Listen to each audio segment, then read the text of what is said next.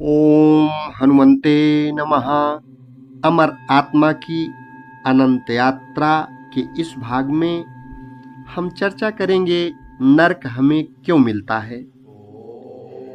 Number 1, नर्क हमें सजा की तरह नहीं मिलता, परंतु सृष्टि के जैसी करनी वैसी भरनी के नियम के अंतर्गत मिलता है। अस्तित्व का यह नियम हम सब पर लागू होता है। नंबर 2, नरक का जीवन हमारी अपनी कमाई है। जो कुछ भी जीवन में हमने नकारात्मक किया है उसी का फल है नरक।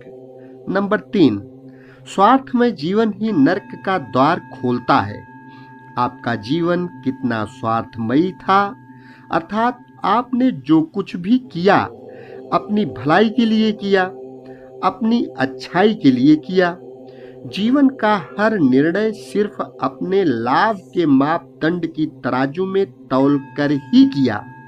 नंबर 4, अपनी भलाई सफलता के लिए दूसरों को कुचला या किसी भी तरह की हानि पहुंचाई।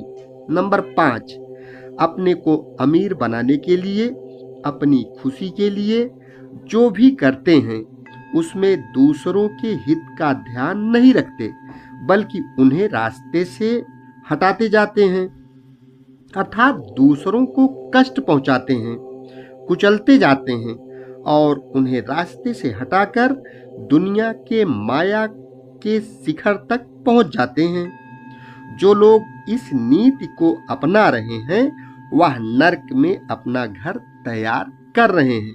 नंबर 6, जिन लोगों को अपने ईश्वरीय रूप आत्मा से कोई सरोकार नहीं है और जो ईश्वर को नहीं अपने को कर्ता मानकर अभिमान करते हैं और सोचते हैं कि हमें जो भी चाहिए हम सृष्टि से छीन कर और लोगों को अपने रास्ते से हटाकर ले लेंगे। नंबर 7, अपने अहम को बड़ा करने का प्रयास करने में दूसरों को नीचा दिखाना। जो लोग दूसरों पर अपनी शक्ति का, अपने बड़े होने का रुतबा जमाने के लिए कुछ भी करते हैं।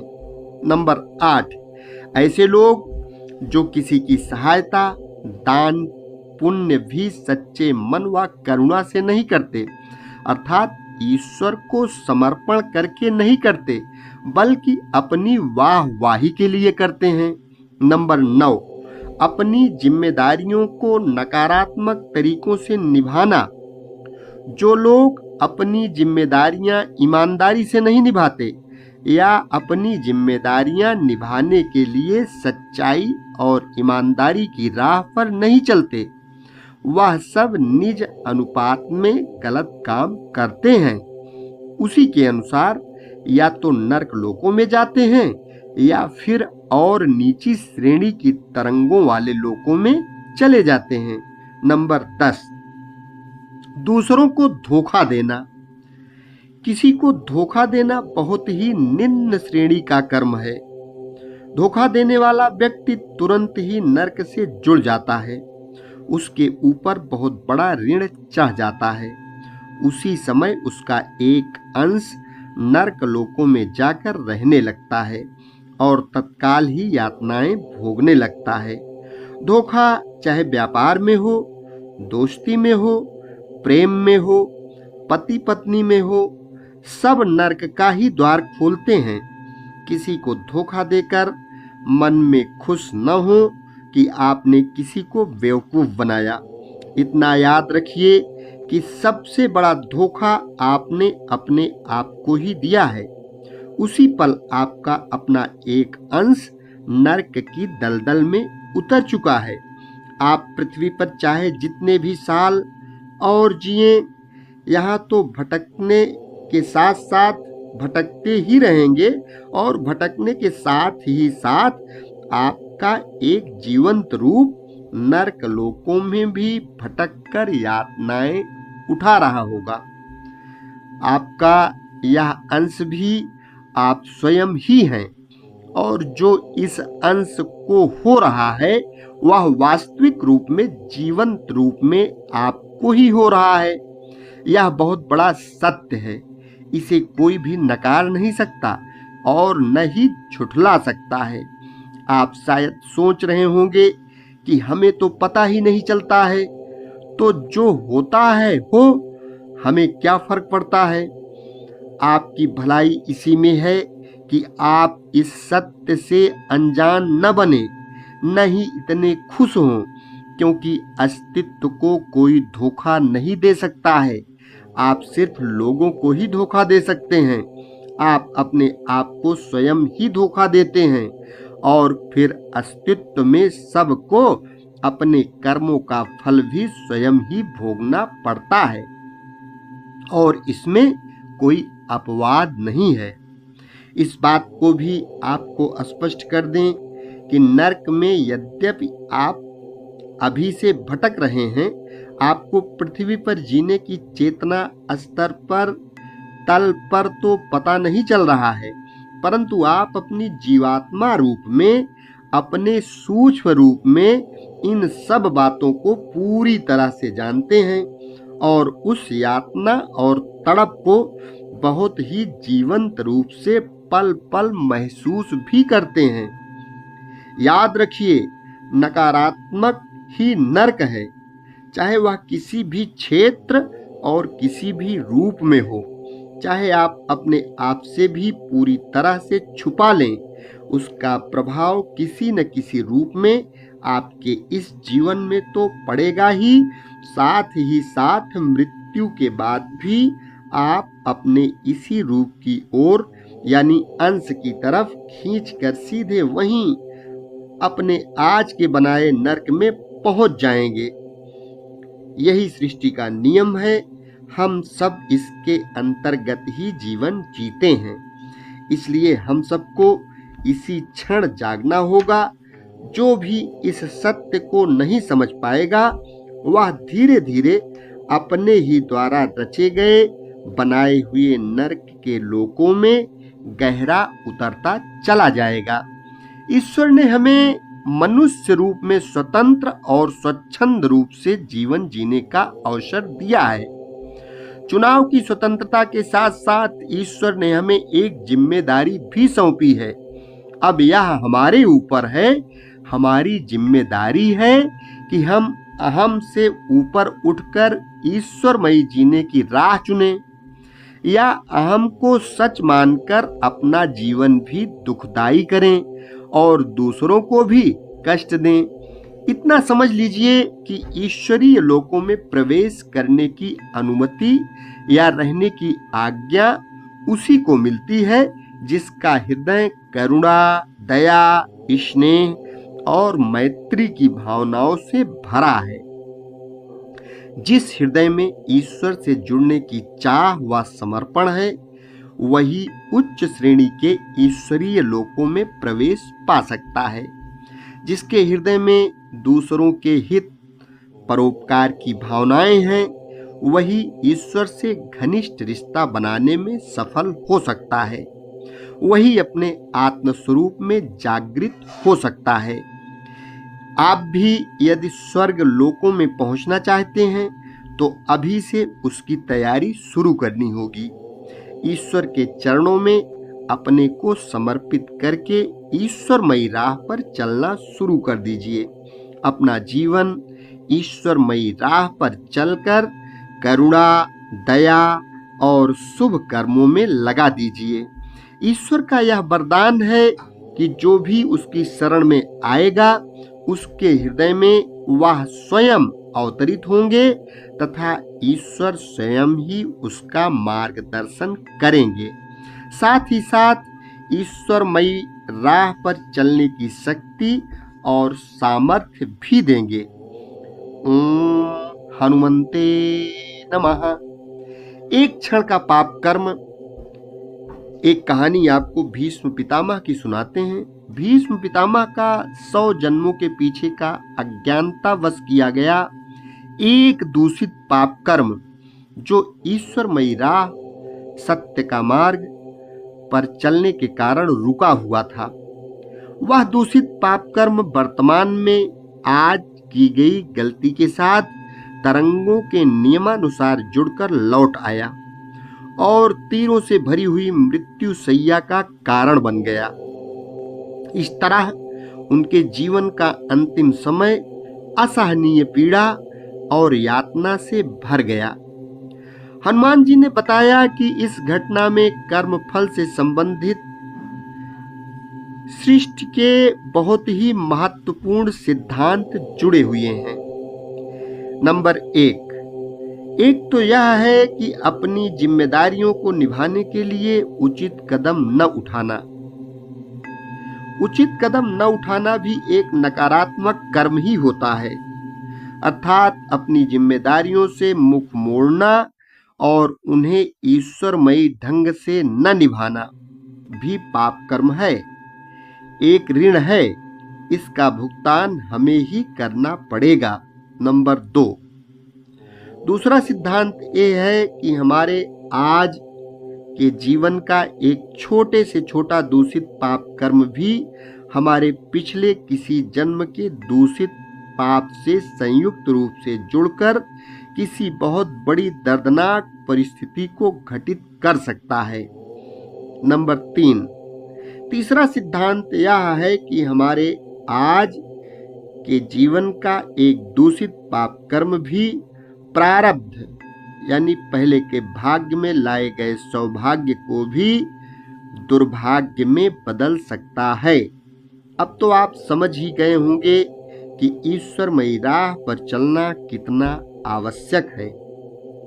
नंबर चौथा सिद्धांत तो अटल है और प्रभु के आशीर्वाद से भरा हुआ है, और वह यह है कि जब कोई व्यक्ति ईश्वरमयी राह पर चलने का संकल्प कर लेता है तो उसके पिछले जन्मों के पाप कर्म के फल ठीक उसी प्रकार रुकने लगते हैं जैसे भीष्म पितामह के पिछले 100 जन्मों के पीछे के पाप कर्म का फल रुका हुआ था। इस प्रकार हम अपना दुर्भाग्य यानी प्रारब्ध ईश्वरमयी राह पर चलकर सुख, शांति, आनंद और सौभाग्य में बदल सकते हैं, जो कि अपने हाथों में है। ओम हनुमंते नमः। भवसागर की यात्रा के बाद सूक्ष्म लोकों में पहुंचकर क्या होता है? हम सबके मन में बहुत ही गलत धारणा है कि मृत्यु के बाद न्यायाधीश हमें हमारे कर्मों की सजा देने के लिए हमारा इंतजार कर रहे होते हैं। धर्मराज चित्रगुप्त के दूत या वह स्वयं हमारे गुनाहों की कड़ी से कड़ी सजा देते हैं। यह एक गलत व मिथ्या धारणा है। ईश्वर की सृष्टि प्रेम से प्रकट हुई है और उसी से संचालित होती है। ईश्वर के सारे कार्यकर्ता, देवतागण, अधिपति सब प्रेम, दया और करुणा से ही सृष्टि का संचालन करते हैं। इसलिए आप घबराइए नहीं। सूक्ष्म लोकों में पहुंचकर हमें एक बात बहुत अच्छी तरह से समझ में आ जाती है कि ईश्वर हमारे सारे गुनाहों और गलतियों को माफ कर देते हैं। ईश्वर की क्षमा का दान सबके लिए बिना पक्षपात के होता है, चाहे किसी ने कितने भी पाप किए हों। क्षमा दान इस तरह से दिया जाता है कि हृदय में कोई हीन भावना न आए, बल्कि आत्मज्ञान का एहसास हो। उसे एहसास हो कि अहम हमारा असली रूप, मूल रूप नहीं है और हमने अहम को अपना सत्य मानकर जो कुछ भी किया है वह ठीक नहीं किया। हमने अपने आसपास के लोगों को कष्ट पहुंचाया और साथ ही साथ अपना पतन भी किया। हमें अपनी अज्ञानता में किए हुए सारे दुष्कर्मों का गहराई से पता चल जाता है। साथ ही साथ हमें पश्चाताप भी होता है कि हमने ऐसा नहीं करना चाहिए था। यहाँ एक बात बहुत गहराई से समझने वाली है कि ईश्वर तो हमें क्षमा कर देते हैं, परंतु हम क्षमा ग्रहण नहीं कर पाते हैं और न ही हम यह समझ पाते हैं कि ईश्वर की कृपा हम पर बरस रही है। बहुत ध्यान से सोचने वाली बात है कि हम ईश्वर की दी हुई क्षमा की कृपा ग्रहण क्यों नहीं कर पाते हैं, क्योंकि इसके लिए चेतना का ईश्वरमयी होना जरूरी है, अर्थात ईश्वर की शरण में आना जरूरी है। जब तक हम अपने अहम की नाव पर बैठकर जीवन की यात्रा कर रहे हैं, तब तक हमें तो ये भी समझ में नहीं आता कि हमें माफी या ईश्वर की दया की भी जरूरत है। अहम तो हमें यही बनाता है, अहम तो हमें यही बताता है कि दोषी सामने दूसरा दिखने वाला व्यक्ति है। इतना ही नहीं, हमारा अहम हमें उत्साहित भी करता है कि इस दूसरे को सजा देना भी बहुत जरूरी है।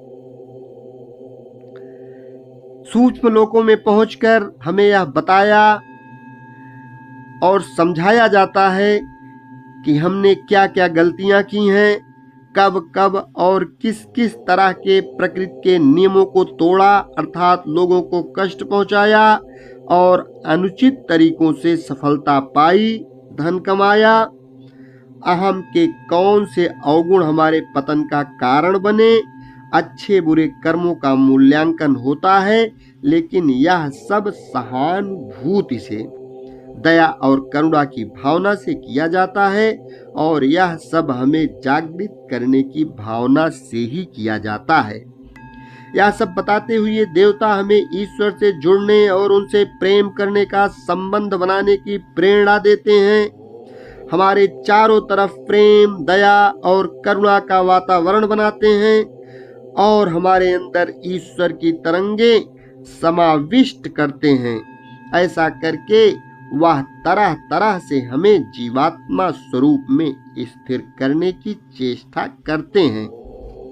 सूक्ष्म लोकों में हमारे साथ जुड़े देवतागण हमें समझाते हैं कि ईश्वर की कृपा से क्षमा तो आपको मिल ही रही है। अगर आप उस क्षमा को ग्रहण करना चाहते हैं, अपने जीवन में उतारना चाहते हैं, तो आप उन सबको माफ कर दीजिए जिन्होंने आपको कष्ट दिया है और आपके साथ अच्छा व्यवहार नहीं किया है। सृष्टि का यह नियम एक अन्य नियम से भी जुड़ा है, जो दोगे वही मिलेगा, अर्थात क्षमा दोगे तो क्षमा ही मिलेगी। सूक्ष्म लोकों में देवताओं द्वारा हमारे अंदर ईश्वर की तरंगों के भरने से आत्मज्ञान अपने आप ही घटित हो जाता है और अंदर से यह स्वाभाविक रूप से बहता है। इसके लिए आपको अपने अहम या अपने आप से कोई जबरदस्ती नहीं करनी पड़ती है। इतना याद रखिए कि जब तक हमारे अंतर मन में आत्मज्ञान घटित नहीं होता, तब तक वह हमारे व्यवहार में और हमारी दिनचर्या में नहीं उतर सकता। आत्मज्ञान तो यहीं पृथ्वी लोक पर ही हमारे दिल में व अंतर मन में घट सकता है। ओम हनुमंते नमः मंत्र का जाप करिए, ईश्वर से जुड़िए और ईश्वरमयी राह यानी सत्य का मार्ग पर चलिए। ईश्वर स्वयं आपके हृदय में अवतरित होंगे। ईश्वर स्वयं आपके अंदर आत्मज्ञान घटित करेंगे। ईश्वर हमारे मामलों में हस्तक्षेप नहीं करता, यह केवल हमें प्रेरणा देता है, हमारा मार्गदर्शन करता है। हमें अपनी राह का चुनाव स्वयं ही करना होता है और स्वयं ही उस पर चलना होता है। याद रखिए कि कोई दूसरा आपके लिए आपकी राह पर नहीं चल सकता है। अहम से आत्म स्वरूप में स्थिर होने तक का सफर हम सबको स्वयं ही अपने पुरुषार्थ से ही तय करना है। अगर आप स्वयं ही अपने गुनाहगारों से निपटना चाहते हैं तो ठीक है, निपटते रहिए। जन्मों जन्मों तक स्वयं भी यातना भोगते रहिए और भटकते रहिए। साथ ही साथ दूसरों को भी दुख देते रहिए। याद रखिए, एक दिन आप अपने ही रचित दुखों व यातनाओं से परेशान व हताश होकर आप स्वयं ही ईश्वर की शरण में क्षमा मांगते हुए आएंगे। उस समय भी आपको पहले अपने गुनाहगारों को क्षमा देनी होगी, क्योंकि तभी आप ईश्वर की दी हुई क्षमा ग्रहण कर पाएंगे। इसीलिए जरा ध्यान से सोचिए, अगर रास्ता भी यही है और आज आपको पता भी चल गया है, तो क्यों न आज ही अभी इसी जन्म में अपने सारे पिछले जन्मों के गुनाहगारों को दिल से माफ कर दें और ईश्वर से भी विनती करें कि ईश्वर भी उन सबको माफ कर दे और आप सबको कर्मों के बंधन से मुक्त कर दें। अपने हृदय में यह आस्था और विश्वास रखिए और अपने को याद दिलाइए कि क्षमा तो उनको भी ईश्वर ही करेंगे। आप तो सिर्फ ईश्वर की शरण में आकर ईश्वर की शक्ति से उनको अपने सूक्ष्म शरीरों से रिहा कर रहे हैं। ऐसा कहकर आप अपने आप को और अपने सारे गुनाहगारों को ईश्वर के चरणों में सौंप रहे हैं। माफ तो हम सबको सिर्फ ईश्वर ही कर सकते हैं। हमारी तो इतनी सामर्थ्य है ही नहीं कि हम किसी को क्षमा कर सकें। जब हम ईश्वर की शरण में आकर खुद भी माफी मांग लेते हैं और दूसरों को भी माफ कर देते हैं, ईश्वर स्वयं हमारे सारथी बनकर हमारे जीवन की बागडोर अपने हाथ में ले लेते हैं। ऐसा करने से आपको मृत्यु के बाद धर्मराज और चित्रगुप्त के न्याय से होकर नहीं गुजरना पड़ेगा। अपनी शरण में आए हुए लोगों को ईश्वर एक छोटी अलौकिक राह से उच्च श्रेणी के ईश्वरमयी लोकों में प्रवेश दे देते हैं। स्वयं ईश्वर के देवतागण उन्हें प्यार से स्वर्गीय रास्तों से ईश्वरमयी मंडलों में ले जाते हैं। आपके कर्मों का लेखा जोखा ईश्वर के देवतागण अपने हाथों में लेकर आप पर कृपा बरसाते हैं। आपका मार्गदर्शन करके आपको ईश्वरमयी राह पर चलने की प्रेरणा, शक्ति और सामर्थ्य देते हैं और धीरे धीरे ईश्वर की कृपा से आप माया के चक्रव्यूह से मुक्त हो जाते हैं। भवसागर की आगे की यात्रा।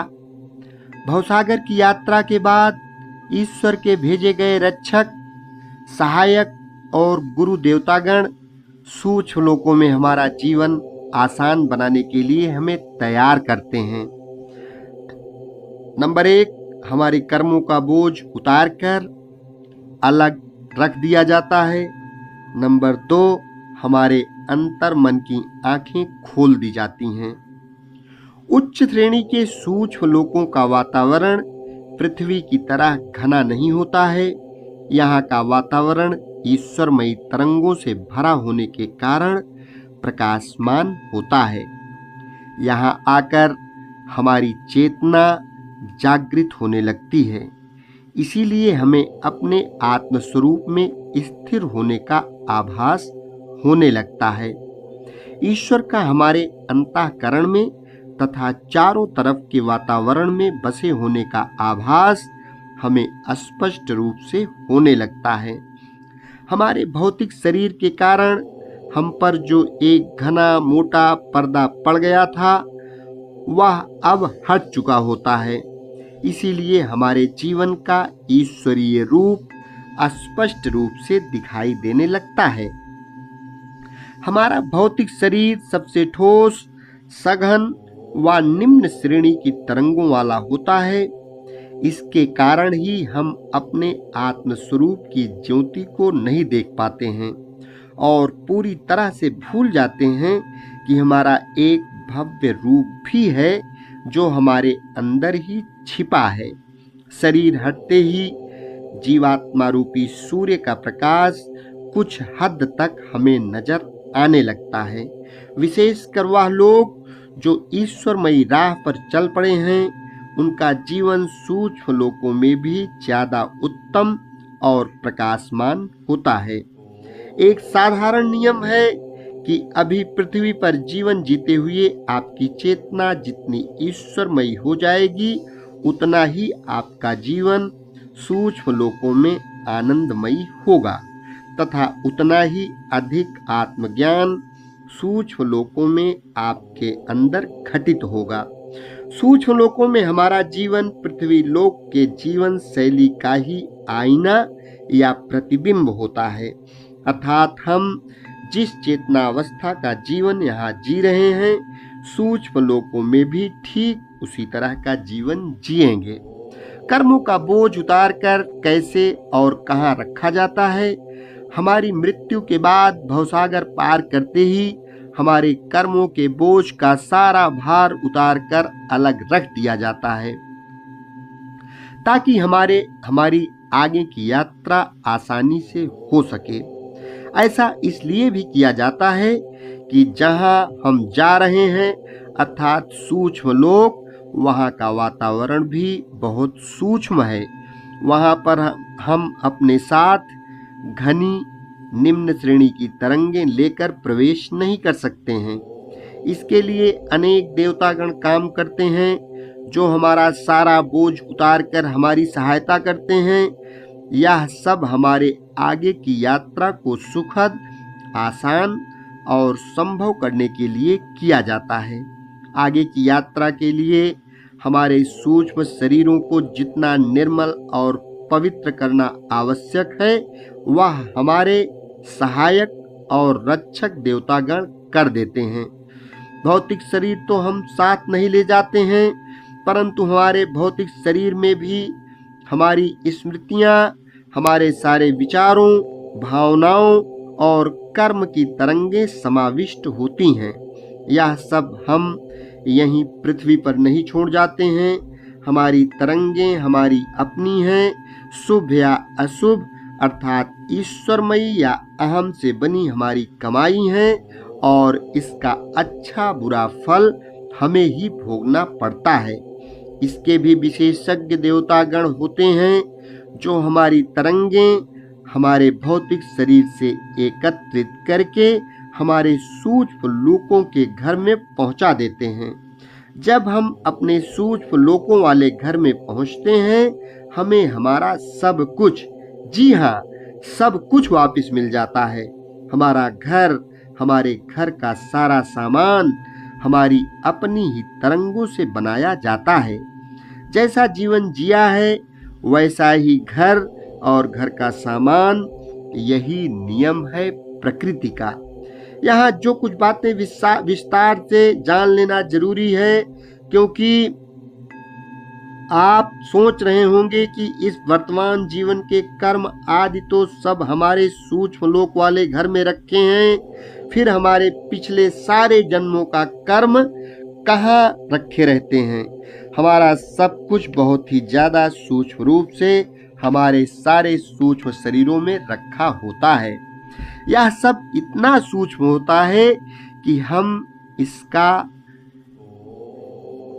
कम से कम भार ढोएं, ताकि हमारा अपना वर्तमान जीवन आसानी से बीते और हम कहीं अपने पिछले सारे जन्मों के बोझ तले ही दबे न रह जाएं। हमारे अनेक जन्म हो चुके हैं और कर्म का बेशुमार भार हम पर बढ़ चुका है।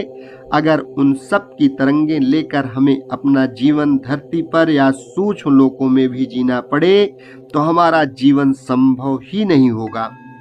पुरानी स्मृतियां बहुत ही ज्यादा सूक्ष्म में एक कोड यानी एक रहस्यमयी तरंग के रूप में हमारे सूक्ष्म शरीरों में रखी जाती हैं, ताकि हमारे ऊपर भार न पड़े, हमारा जीना दुश्वार न हो जाए।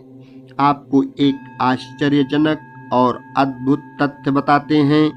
वह यह है कि हर आत्मा को ईश्वर एक अपना निजी व्यक्तिगत क्षेत्र देते हैं। यह आत्मा की अपनी दुनिया है, उसका अपना धरातल है। उसको आप एक टापू की तरह समझ सकते हैं। यह एक जीवंत सजीव टापू है, धरातल है। यह हमारा अपना व्यक्तिगत देश है। इसका सब कुछ हमारी तरंगों से ही विकसित और विस्तृत होता है। हमारे पिछले जन्मों के सारे विचार, कर्म, भावनाएं, धारणाएं सब हमारे अपने ही देश में रखे हैं।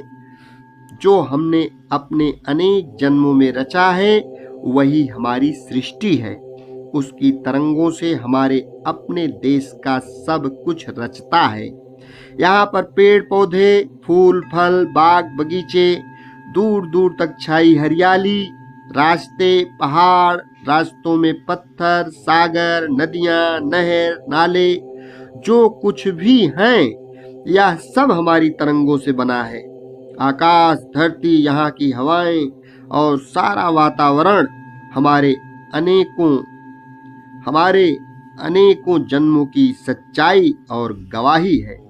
हमारी प्रत्येक जीवन यात्रा के बाद सब भार उतार कर यहीं पहुंचा दिया जाता है और वह प्रकृति के नियमानुसार यहाँ पर पेड़ पौधे, इमारतें, मंदिर, टूटे फूटे घर, आसमान के रंग, यहाँ गूंजती हुई मधुर ध्वनि या चीखों की आवाज आदि में बदल जाता है। हमारे सूक्ष्म शरीरों के रंगों को देखकर बताया जा सकता है कि हम कितना अहम से जुड़े हैं। हम ईश्वर से जुड़े हैं कि नहीं जुड़े हैं। हमें अपने आत्म स्वरूप का ज्ञान है या नहीं है, यह सब भी एक नजर देखते ही पता चल जाता है। हम धरती पर इंसानों को तो धोखा दे सकते हैं, अंदर से अहम से जुड़े होकर भी ऊपर से वाहवाही बटोर सकते हैं। लोगों को यकीन दिला सकते हैं कि हम ईश्वर से जुड़े हैं, लेकिन अस्तित्व को, सृष्टि को धोखा नहीं दे सकते हैं। हमें अपनी हर भावना, विचार, कर्म और धारणा सबका फल स्वयं ही भुगतना पड़ता है। अपने समय से जब फल परिपक्व होगा, बिना किसी भूल के हमारी झोली में ही गिर पड़ेगा। इसीलिए हम सबको चाहिए कि हम यहीं अभी इसी वर्तमान जीवन में ईश्वरमयी राह पर चलना शुरू कर दें। अपने आत्म स्वरूप के विराट और विशाल स्वरूप को पहचानें और ईश्वर से प्रेम का घनिष्ठ रिश्ता कायम करें। यही एक रास्ता है अपने जीवन को उन्नत करने का।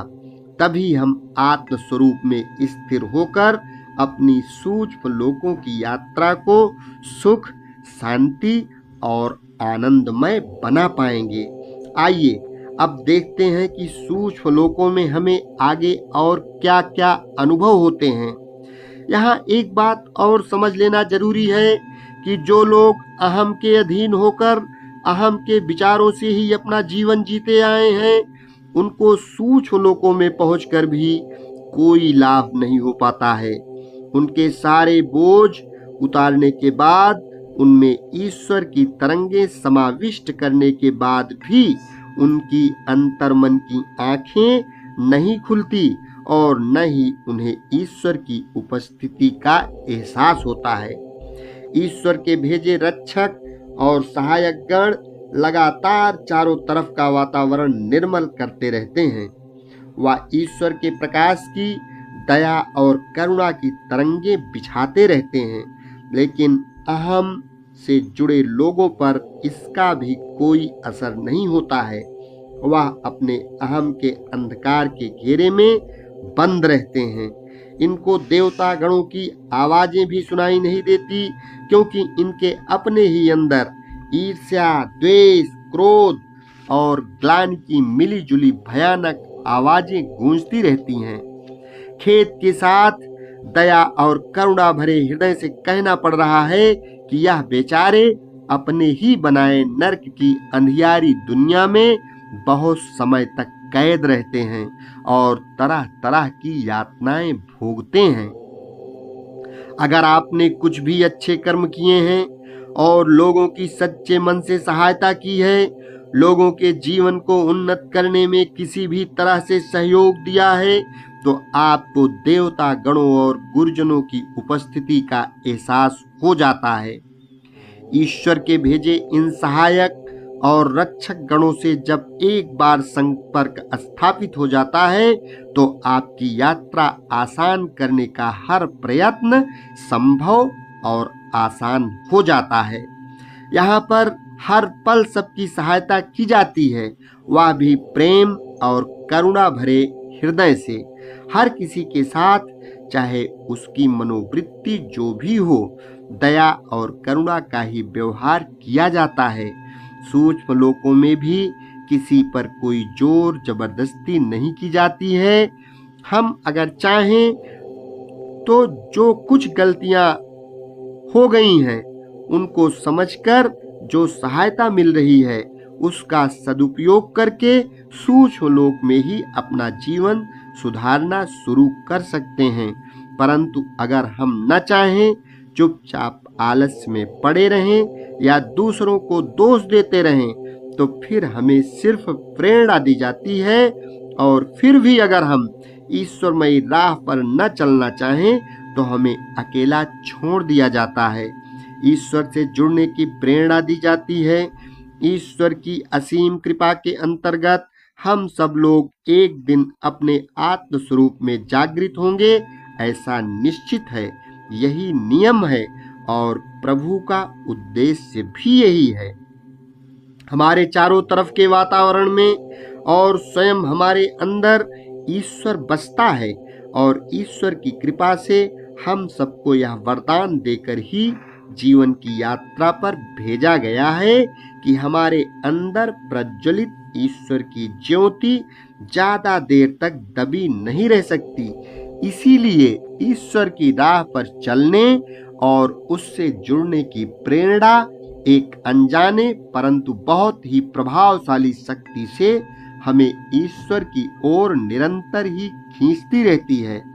हम चाहे अहम के कितने ही गहन अंधकार से घिरे हों, अहम के अलावा कुछ न जानते हों, पर फिर भी एक न एक दिन हमारे अंदर की यह ईश्वरीय सूक्ष्म प्रेरणा जीवंत और सक्रिय रूप में जाग उठती है और अचानक ही एक शुभ घड़ी में हमें लगने लगता है कि हम जहाँ फंसे हुए हैं अब वहाँ दिल नहीं लग रहा है। हमारे अपने अंदर से ही एक आवाज गूंजती है, वह उठती है कि अब बहुत हो गया, चलो अब आगे बढ़ा जाए। और हम अपने आप ही ईश्वरमयी राह की तरफ गतिशील हो जाते हैं। हमारे अंदर उत्सुकता और उमंग जाग पड़ती है।